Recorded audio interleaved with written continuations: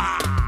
Vaca mora, del potrero, becerrero, de Tuxtilla, trono de montar quesilla, o el caballo caballero, sin piquetes de avispero, que comí el panal entero, porque ya entendí la maña, la ciencia no me es extraña, sano crezco allá en la grama, porque oigo y veo el programa, y el que sabe, y al que sabe no lo engañan. Campo y milagro, luz y murmullo, te seduce y es tan tuyo. Veracruz agropecuario, produce orgullo.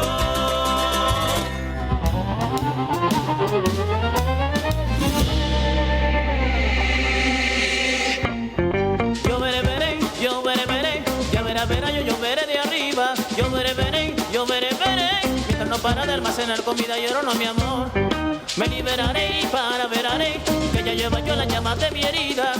Bienvenidas, bienvenidos, es Veracruz Agropecuario, este miércoles en el que recordamos, saludamos y enviamos un abrazo afectuoso.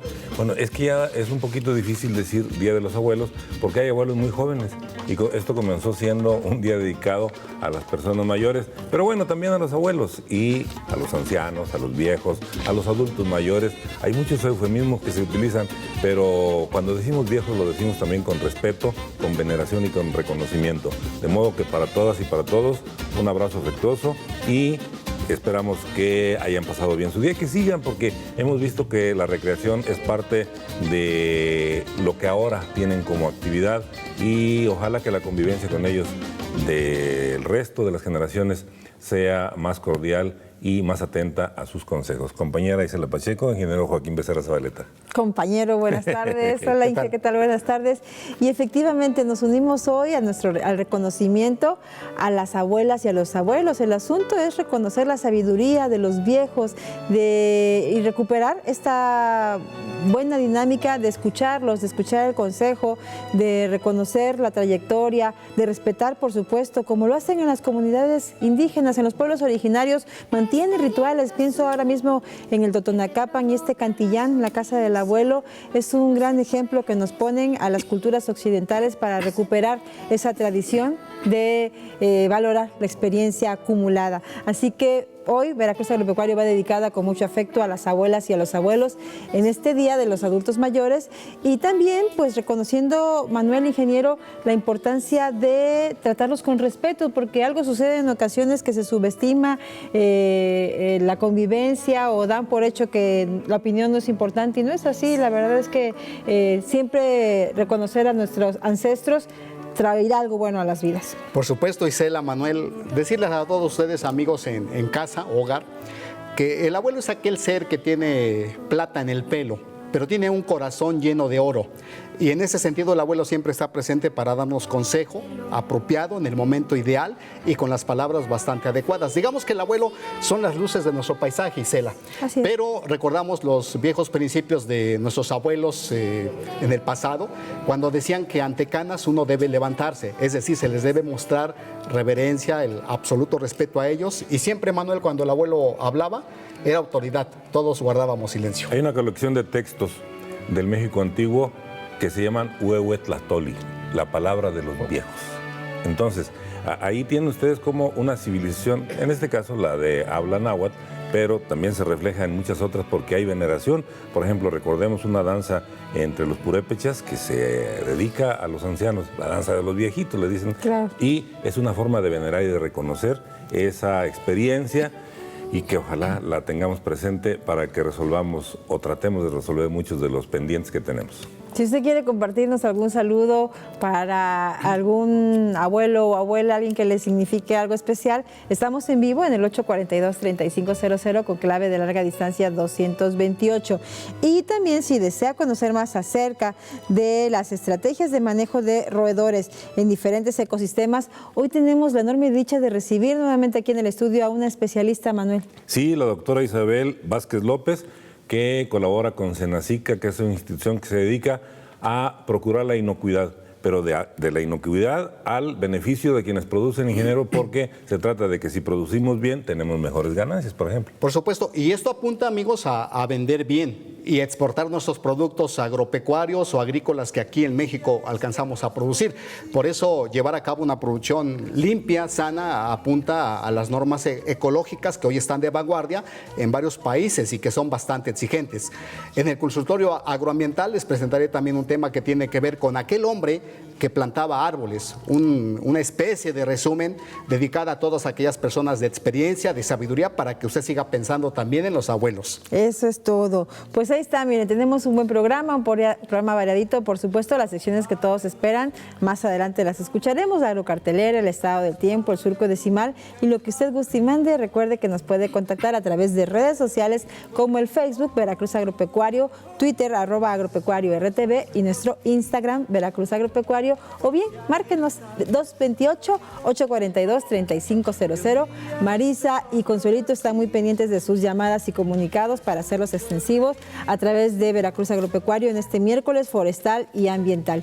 Y mientras nos contacta, escuchemos la agrocartelera. Que jamás se reía y después comprendí, lo internaron hace 15 días.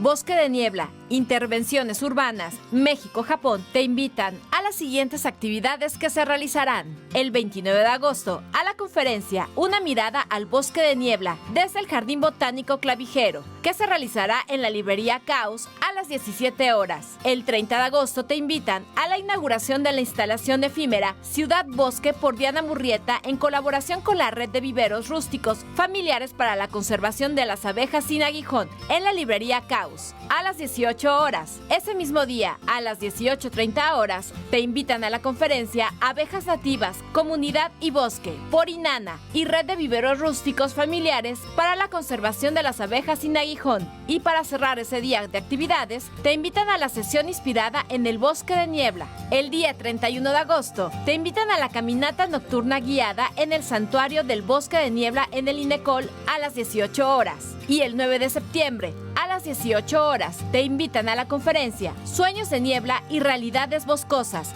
los retos en la producción de proyectos artísticos transversales, que se realizará en la Galería Flavia.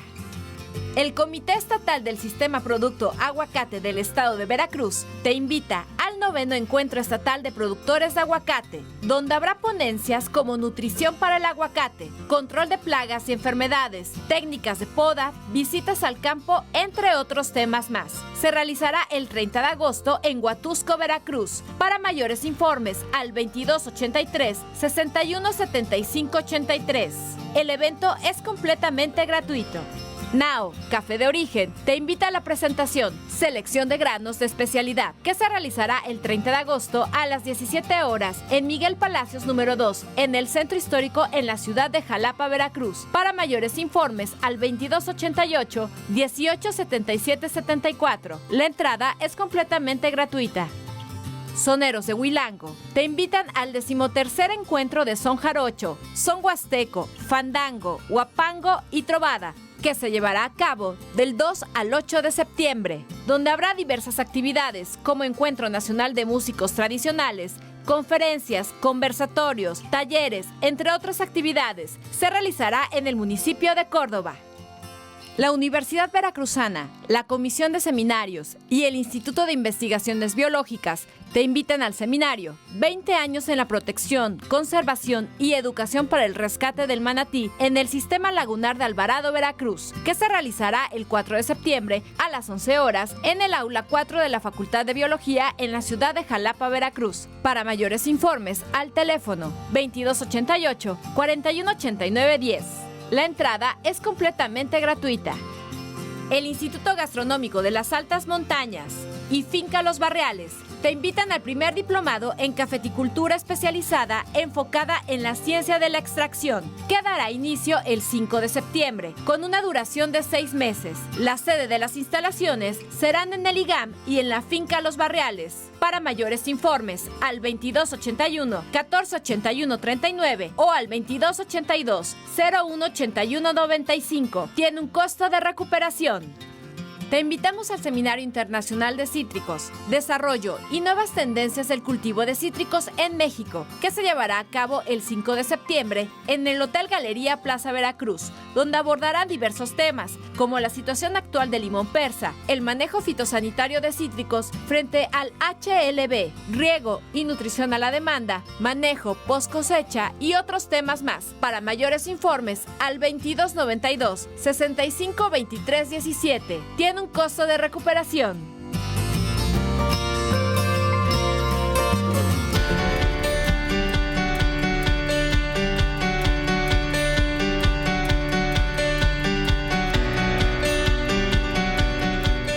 Ahora sí, amigos, es momento de que platiquemos sobre la importancia de plantar árboles. Pero un hombre que hizo, digamos, monumentos históricos al respecto, bosques gigantescos en las partes altas de los Alpes, allá en Francia, es sin duda uno de los pastores más reconocidos en el mundo. Me refiero a una de las novelas que fuera escrita por Jean Giono y cuyo personaje central, el protagonista de esto, es Eleazar, uno de los pastores del campo. Plantar árboles, amigos, no es solamente una emoción. Es probablemente la única solución, quizás y la más viable, para afrontar la gran cantidad de problemas ambientales que nuestro planeta hoy en día padece o sufre. Imagínense lo que significa plantar 7.550 millones de árboles en el mundo. Eso somos como habitantes actualmente. Si no queremos pensar en el mundo, ¿qué significado tiene para usted plantar 125 millones de árboles solamente en México, que es la cantidad de habitantes que tenemos? Y aquí en la imagen aparece Jean Giono, el autor de la obra quizás más interesante, una novela, un cuento, como usted quiera llamarlo. Escritor francés, por supuesto, presenta un relato en un libro que aproximadamente tiene 70 páginas, pero está lleno de sensibilidad. Narra antecedentes bastante ocurridos a partir de los años 1913 hasta 1947, y el pastor es el personaje central. Esta novela o este cuento establece una parábola estrecha de la relación que debe existir del hombre con la naturaleza, pero también presenta esta novela la capacidad humana que demuestra que sí es posible alcanzar cualquier objetivo que se tenga presente. Y en materia de reforestación y en materia de restauración ecológica, me parece que esto es interesante. El contexto geográfico donde se desenvuelve o desarrolla la narración de esta novela tiene que ver allá en la parte alta de los Alpes, en las provincias, digamos, altas de Francia, y vea usted esas zonas completamente abruptas o escarpadas, áridas, secas, también muy frías. Allí hay presencia de nieve o hielo en gran parte del año, y es un lugar prácticamente árido. Eleazar Bouffier, que trata el pastor, el personaje central, se encuentra con una persona que anda en búsqueda de agua, porque realmente todo es un paraje desolado y un pueblo allá abandonado, y es el pastor justamente el que lleva a este personaje visitante hacia una única fuente de agua que hay allí. El pastor invita a este visitante a su casa para invitarle un poco de agua y un poco de sopa. Sin embargo, en la mente del pastor está, ¿qué cosa plantar en un lugar árido, seco, donde no se da nada? En ese sitio, el objetivo era plantar encinos, hayas y abedules. Los encinos, obviamente, del género Quercus, las hayas, para este caso, son del género Fagus, y algunos abedules del género Betula. Aquí muchos conocemos Alnus, Acuminata o Jorulensis, que corresponde al grupo de los abetos o de estos abedules que ahí usted ve en pantalla.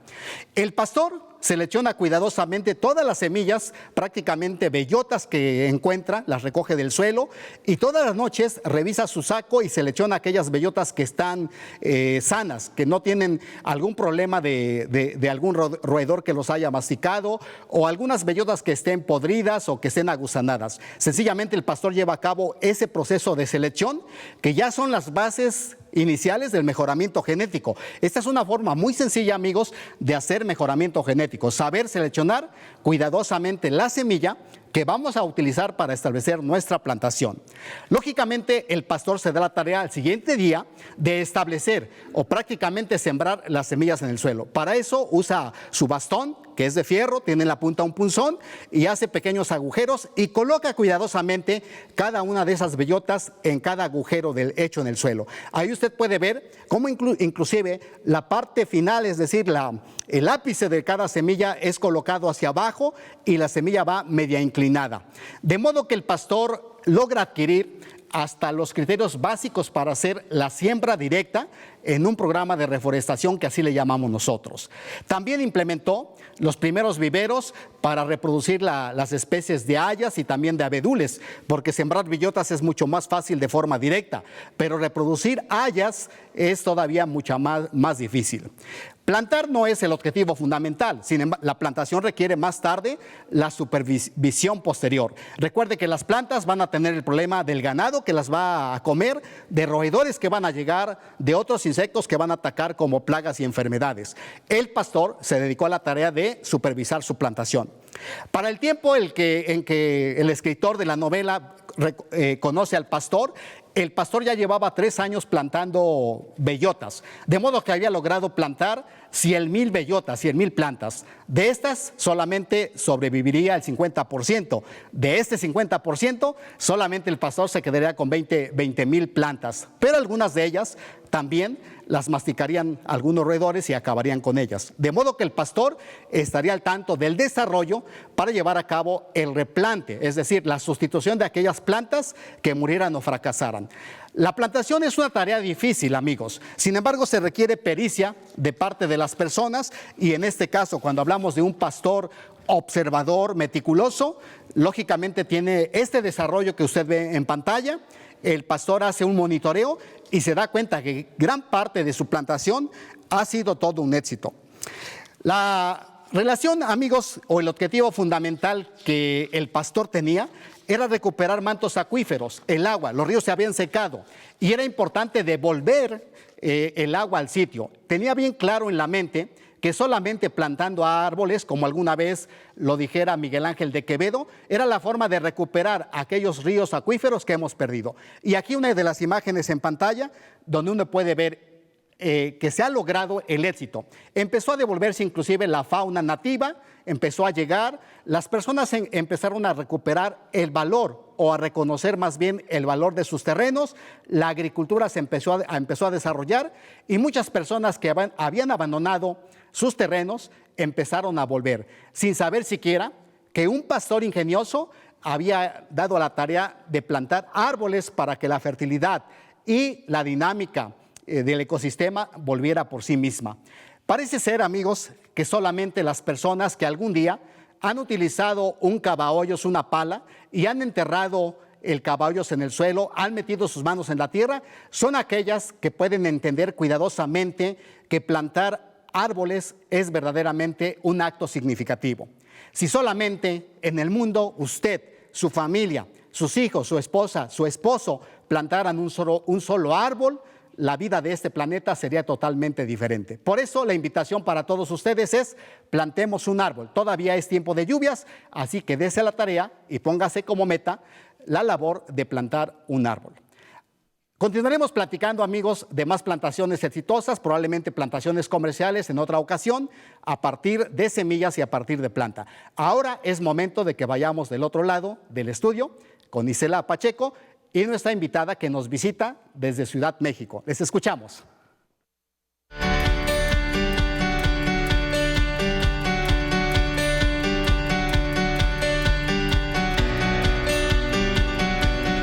Muchas gracias, ingeniero. Y fíjese que tenemos el gusto de recibir precisamente desde Ciudad de México, representando a la Senacica, pues allá una muy buena amiga nuestra, la doctora Isabel Vázquez López, coordinadora del Laboratorio de Roedores y Aves del Centro Nacional de Referencia Fitosanitaria. Bienvenida, doctora, ¿cómo está?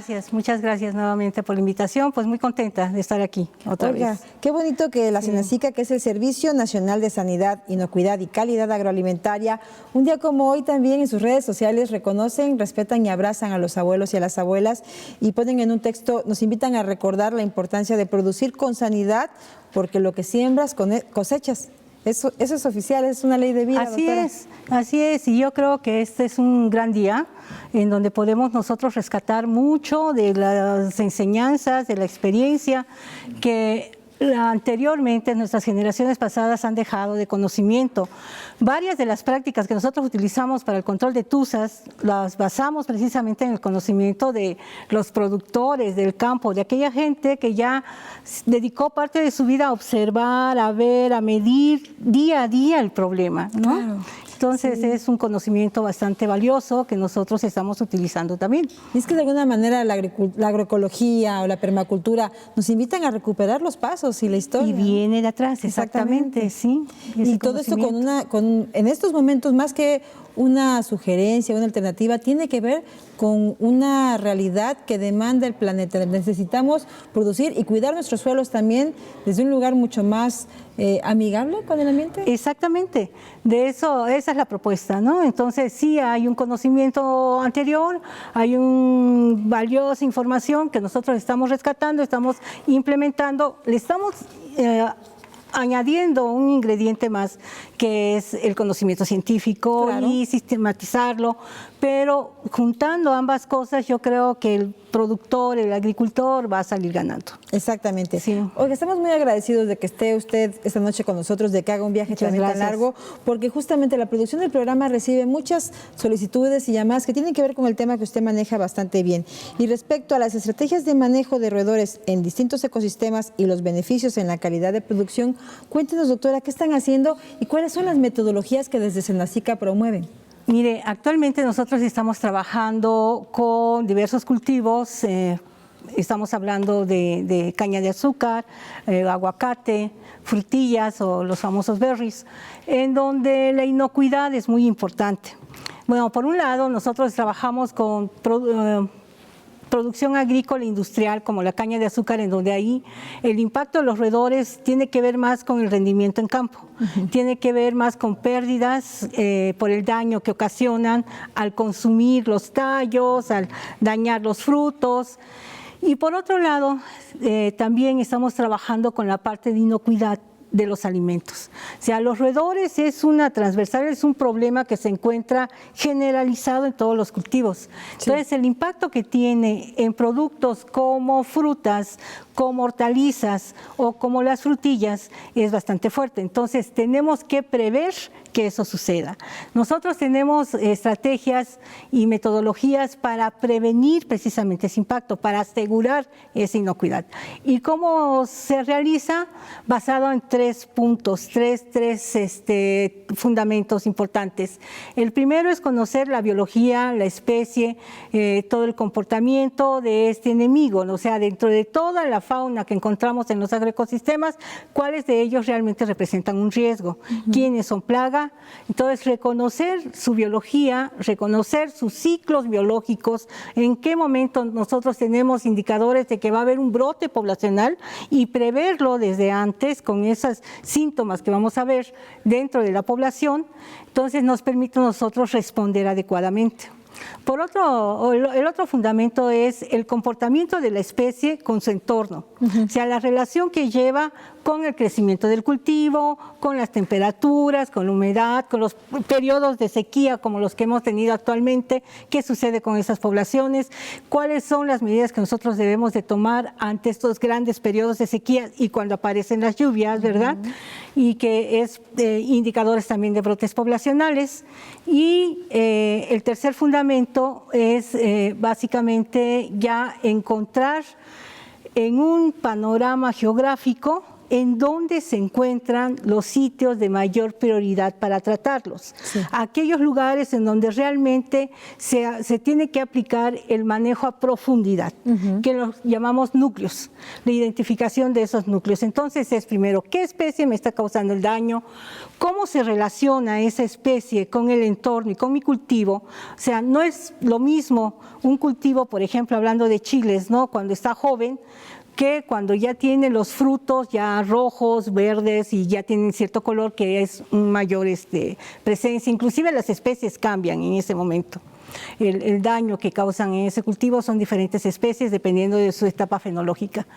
Y posteriormente, bueno, ya encontramos nosotros qué especie es, cómo interacciona con el ambiente, o sea, su comportamiento ecológico, pero ahora geográficamente, en todo lo que es mi zona que quiero yo proteger, cuáles son aquellos focos, esos núcleos en donde tengo que ser más enfática con un tratamiento. Y los tratamientos básicamente son el tratamiento cultural, que es la modificación del hábitat de la especie, el tratamiento mecánico, que es el extraer a los animales que ya tenemos dentro, ¿verdad? Sacarlos de ahí. El tratamiento biológico, que es a través de enemigos naturales, como las aves rapaces, principalmente que hemos comentado, y solamente en aquellos casos en donde se pueda y se justifique un tratamiento químico. Nosotros ahorita estamos con apego a las normas internacionales, la metodología tiene mucho que ver, mucha empatía pues con lo que son las exigencias, los estándares, ¿verdad?, internacionales. Estamos hablando de Bonsucro, de las ISOs 4001, de las ISO 9000, entonces en donde las exigencias son cada vez más fuertes. Claro, exactamente. Y eso mismo requiere pues un análisis más profundo y prácticas muy cuidadosas. Vamos a ir platicando con la doctora y a conocer algunas de las experiencias en campo. Claro. Pausa y regresamos.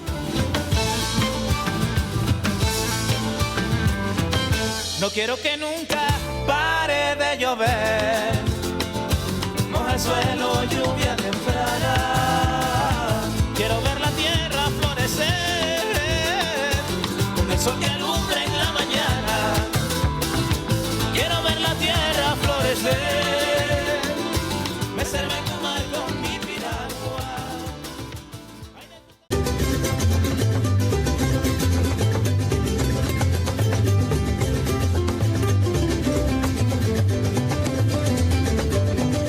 Con los pájaros del alba de fondo continuamos Veracruz Agropecuario, Radio y Televisión. Por cierto, este sábado en Culturama, todos los sábados del resto del mes de agosto y de septiembre hay talleres permanentes de jarana, zapateado, canto, versada, con chavos, chicos talentosos como Zenén Seferino Hijo, como Raimundo Pavón y otros chicos que se han sumado a este nuevo movimiento sonero. Estarán todos los sábados a la 1 de la tarde en el Culturama Hogar del Son, en el Centro Recreativo Jalapeño. Vale mucho la pena acercarse a estos movimientos, escuchar el talento de estos chicos que parece tener más experiencia que edad. Es maravilloso, se conmueve uno de ver todo lo bien que saben ejecutar y mantener en alto la bandera socioambiental que representa, por ejemplo, el son jarocho. Y bueno, dicho sea de paso este comercial, ahora vamos con la sección que muchos están esperando, el estado del tiempo. Ay, amor, amor.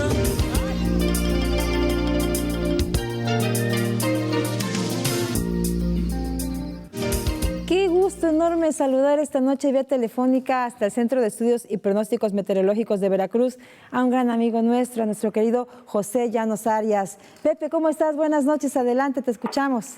Hola, muy buenas noches, un saludo, gusto también en saludarte.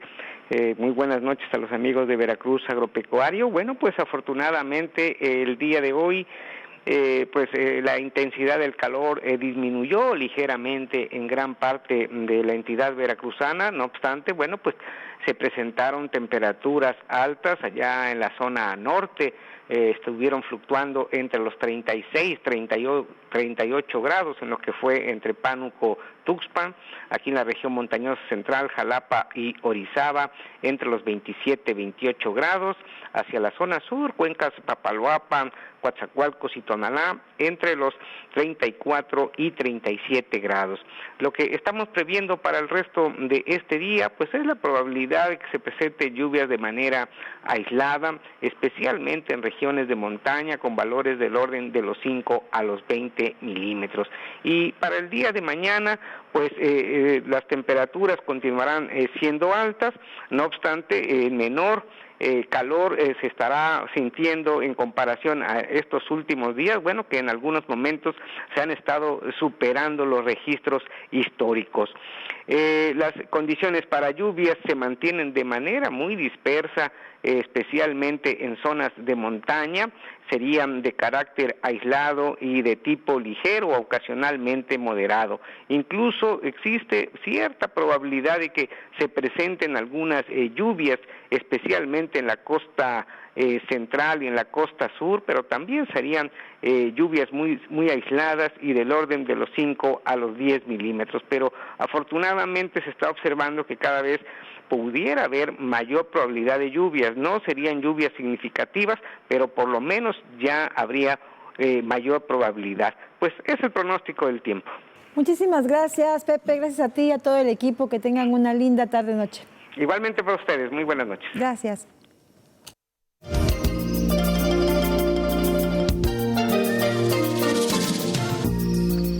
Saludos a Charlie Pimentel y a su familia que nos están viendo en Pimentel de la Rosa, Tantoyuca. Saludos al norte de Veracruz y del municipio de Alvarado, de la comunidad Moral y el Mosquitero. Adán García saluda a su viejo, a don Lorenzo García Figueroa, que nos ve todos los días. Muchas gracias y le mandamos un abrazo con mucho afecto.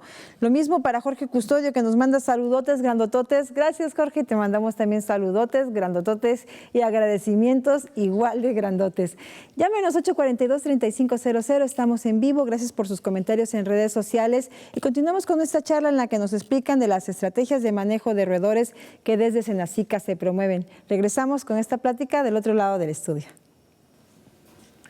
Doctora, ¿cómo está? Buenas tardes. Que esté de nuevo con nosotros. ¿Cómo ven? Y seguimos aprendiendo. Muchas gracias. Así como decía usted que se recogió de la experiencia de las personas y ahora se le agrega el conocimiento científico para completar el esquema de cómo abordar este asunto, porque no se trata de matar a los animales, ¿verdad? Exactamente.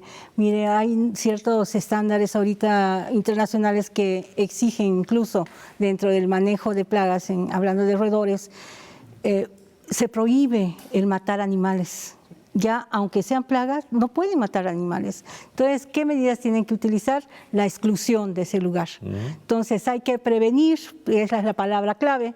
Entonces, no hay que permitir que encuentren una ventaja estas poblaciones dentro de nuestros cultivos. O sea, los tenemos ahí porque encuentran alguna ventaja, encuentran algún satisfactor dentro. Entonces, identificar y excluirlos. Entonces, desde que se empieza a trabajar la tierra, antes de que se empiece a sembrar, hay que pensar en esos espacios alrededor del cultivo que tienen que ser manejados para que ese hábitat no le sea favorable. Entonces, así nosotros implementamos acciones culturales. A esas le llamamos acciones culturales. ¿Por qué? Porque estamos excluyendo, estamos modificando el hábitat para que ellos no logren entrar con esas barreras de manejo en esta zona buffer que le llamamos alrededor de los cultivos, ¿no? Entonces, es muy importante, la palabra clave es prevenir. Doctora, y actualmente hablamos de los protocolos o manuales de mejores prácticas en la producción agrícola. Así es. Esto apunta indudablemente a mejorar la calidad también. Sí. Necesitamos, doctora, exportar nuestros productos. Así es. La mayor parte de las personas se quedan con el producto regional. ¿Cómo lograr eso? No, es muy importante lo que acaba de mencionar, justo porque tenemos que pensar que sí es importante la alimentación también de nuestro pueblo, de nuestras comunidades, pero hay un excedente que muchas veces no es aprovechado. Nosotros somos, y en el estado de Veracruz tienen ustedes la fortuna de ser un lugar con una explosión de recursos naturales. Un granero. Sí, qué barbaridad. No, es increíble y hasta siente uno tristeza de ir a donde vamos a muestrear a veces a los roedores y hay mangos en el suelo, una cantidad que yo digo, bueno, acá hace falta una guía, algo para que esto también se transforme en un ingreso también para el productor, ¿verdad? ¿Cómo se logra? Bueno, pues a través del conocimiento, de la capacitación, pero rescatando también lo que los abuelos decían, ¿no? Antes. O sea, ¿cómo podemos nosotros conservar toda nuestra producción? ¿Cómo podemos nosotros tener estos cultivos inocuos? ¿Cómo podemos nosotros hacer precisamente sin utilizar sustancias químicas a lo mejor o manejarlas con conocimiento para que realmente tengamos un buen cultivo, una buena producción? Porque esto conduce también a que quien cultiva tenga mejores ingresos, porque Así eso es. no se debe excluir uno con otro. Así es, no están peleados, ¿verdad? Entonces sí es importante, ¿por qué? Porque, por ejemplo, cuando nosotros hablamos de prevenir, estamos hablando de manejo cultural, de todo aquello que tenemos que implementar para evitar que lleguen, en el caso de nosotros los roedores o las tuzas. Pero también hay estrategias naturales para el control natural de estas poblaciones, como son las aves rapaces, que son consumidores, en su dieta básica está presente los ratones, ¿no? Nosotros ahorita ya tenemos establecidas perchas en varios estados de las repúblicas, perchas artificiales que se acercan a las áreas agrícolas, en donde llegan y se posan las aves para tener una mejor visión y poder llevar a cabo su caza. Entonces, ¿cómo evaluamos nosotros si están funcionando o no la percha o si la muevo del lugar? Es visualizando en la base de la percha los restos que deja el ave rapaz al comerlas. Entonces, esos restos son pequeñas bolas, ¿no?, que regurgita, que se llaman negagrófilas y que sirven precisamente para, nosotros nos sirve para identificar qué especie de ratón están comiendo. Cuando las analizamos, las llevamos al laboratorio, vemos los cráneos, los huesos que están presentes en estos residuos y podemos identificar las especies que prefieren de ratones, ¿no? Entonces creo que esto es una tendencia mundial, no es nada más una propuesta en México. Hay muchos países que están muy aventajados en el control biológico a partir de las aves rapaces y el manejo cultural para prevenir precisamente que lleguen al cultivo, el manejo físico, ya cuando tenemos el problema, ya llegar al núcleo con el manejo de trampas para matarlos y extraerlos de ese lugar, principalmente a hembras gestantes.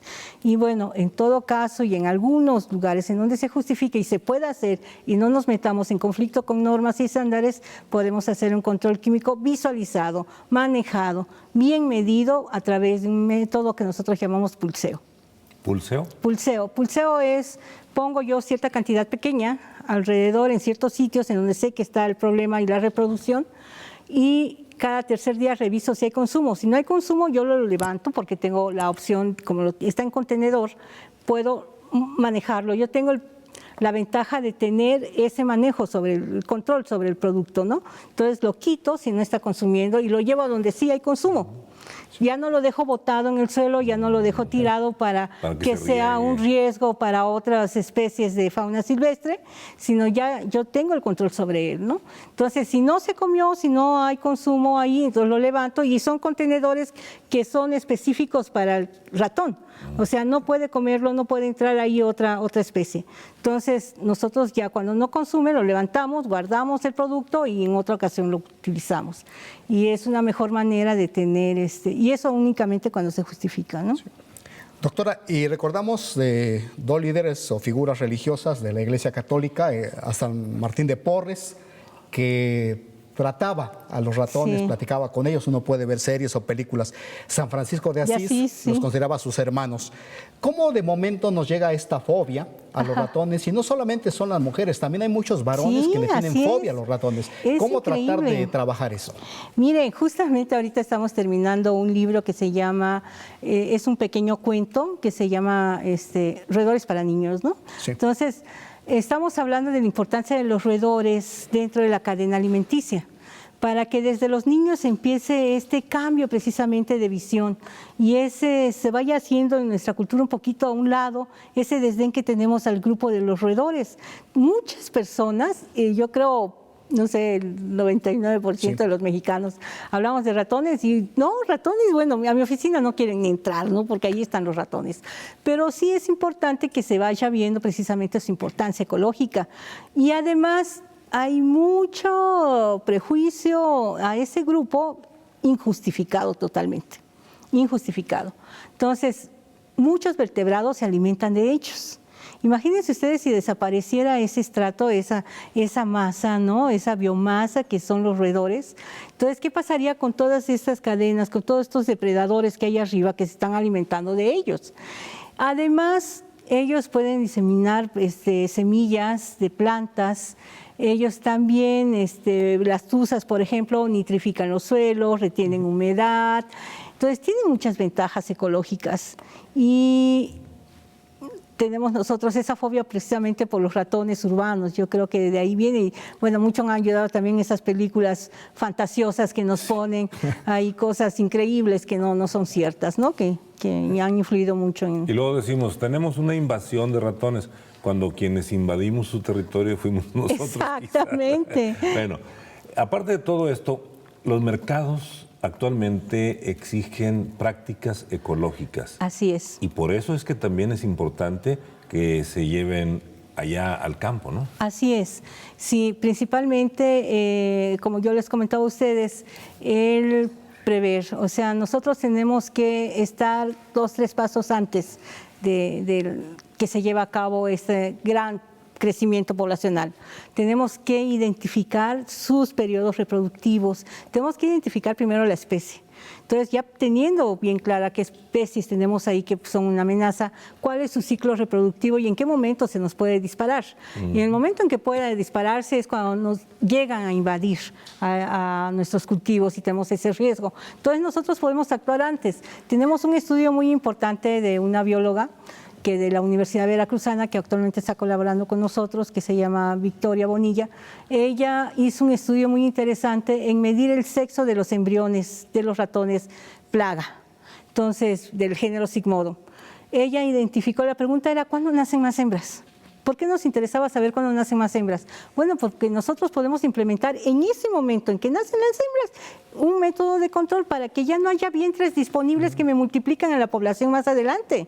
Entonces, en 2 años ella estuvo midiendo ese ciclo y encontramos justamente que en abril, mayo empieza a haber un repunte de embriones femeninos. Entonces, para recuperar esa población que viene de un invierno sin semillas, seco, ¿no?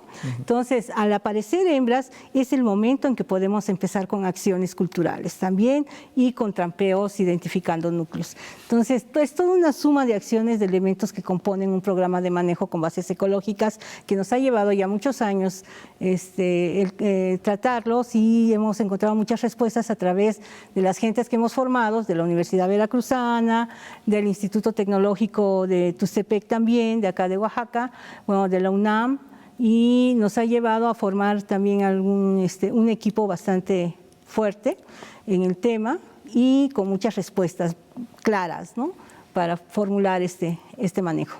Doctora, pero de una u otra manera, como país, deberíamos sentirnos orgullosos de albergar una gran cantidad de roedores en el traspasillo. Usted comentaba, por ejemplo, el género de las tuzas, el origen de estos. Mire, tenemos nosotros, en general, aproximadamente son como... En realidad son muy pocas especies las que tenemos, ¿no? Y de ellas son menos las que realmente son plaga. Son alrededor de 247 especies y de ellas como el 10% están consideradas plagas. Y muchas son endémicas. O sea, el 50%, como 120 más o menos, son propias de México. Nada más las tenemos acá, nada más son de nosotros. Y dentro de ese mundo de diversidad biológica que tenemos de orden Rodentia, bueno, nada más el género Sigmodon es la que encontramos frecuentemente presente en el caso de los ratones, el caso de la familia de los crisétidos. Y en el caso de las tuzas, tenemos a todas las tuzas acá. Se cree que México, que en el Valle de Texcoco, es el centro de radiación de las tuzas. Ahí hay fósiles, hay restos, vestigios de todos los géneros. Entonces, de ahí los mandamos hasta Canadá y hasta Colombia, tienen tuzas. Y bueno, se han adaptado a las diferentes latitudes.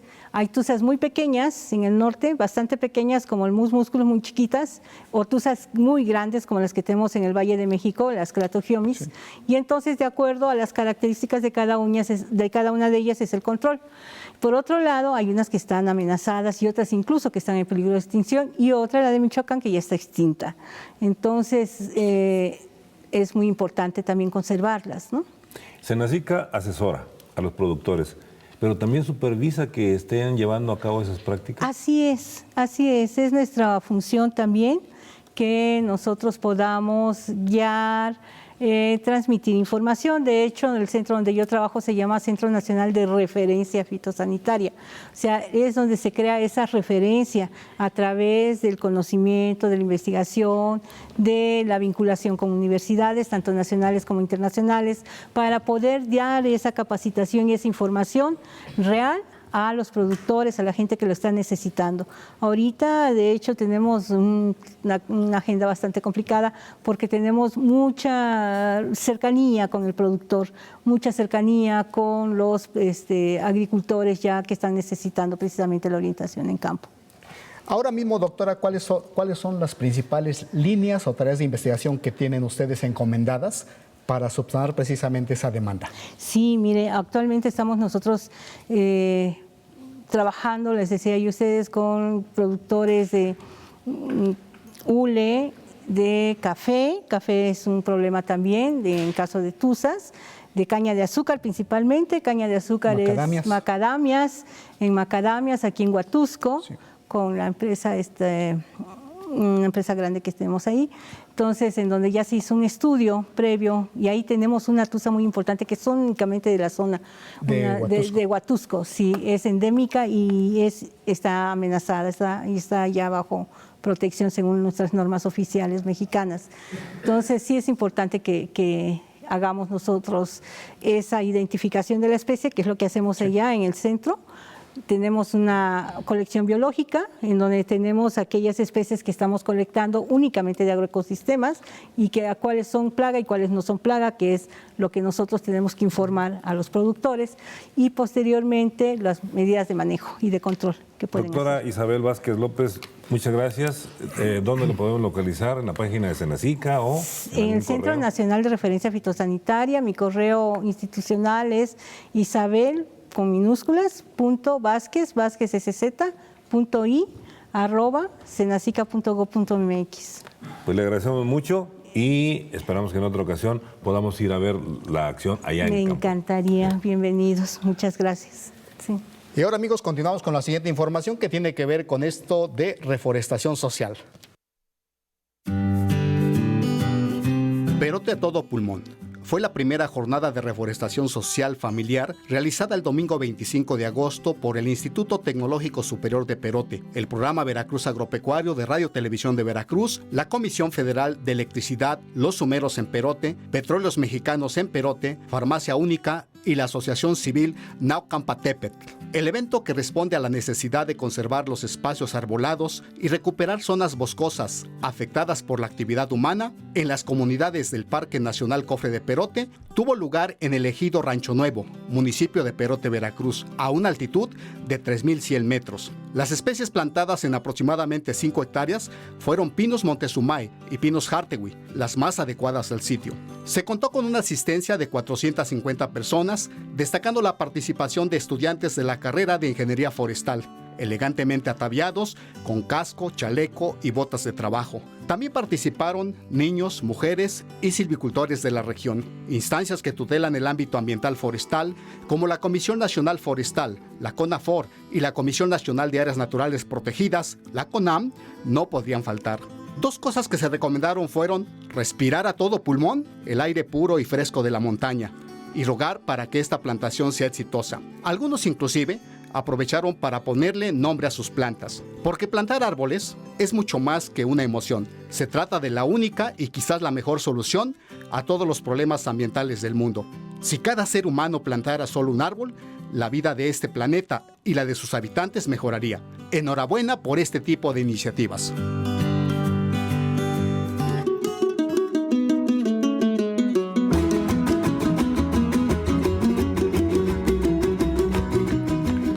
Los temas de hoy. Se exhorta a los productores a atender diversos temas en sus agroecosistemas, como el control de roedores. Cuando hay prácticas mejores, se cuida la ecología, se incrementa la valía de frutos y vegetales y sus efectos finales se ven en la economía.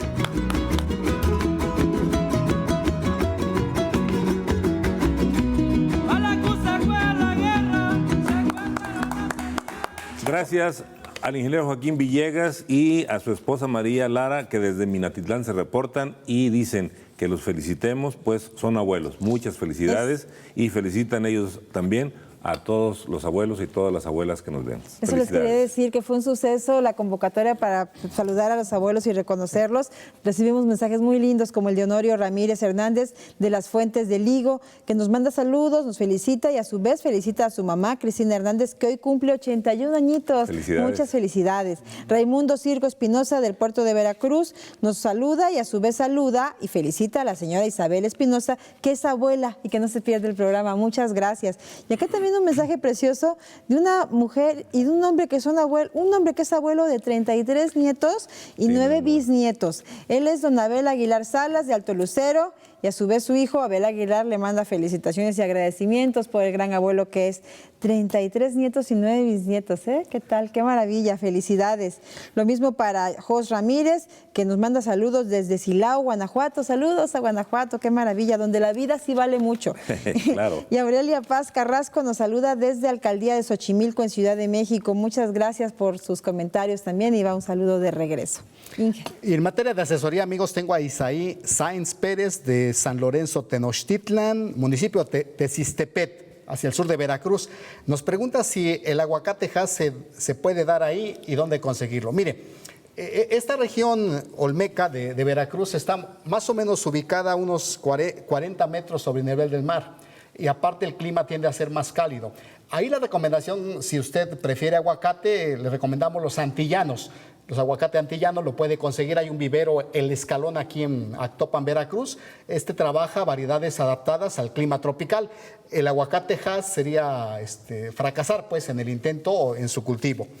Y tengo a Guadalupe García López, que nos dice que sí es cierto que los árboles de NIM hacen ácida la tierra porque ha sembrado algunos árboles. Mire, la verdad es que no existe una razón científica para esto. Estuve investigando algunos documentos científicos de la Universidad de Ecotec en Ecuador y ellos hacen una excelente combinación de árboles de NIM con cultivos agrícolas. Han obtenido resultados exitosos.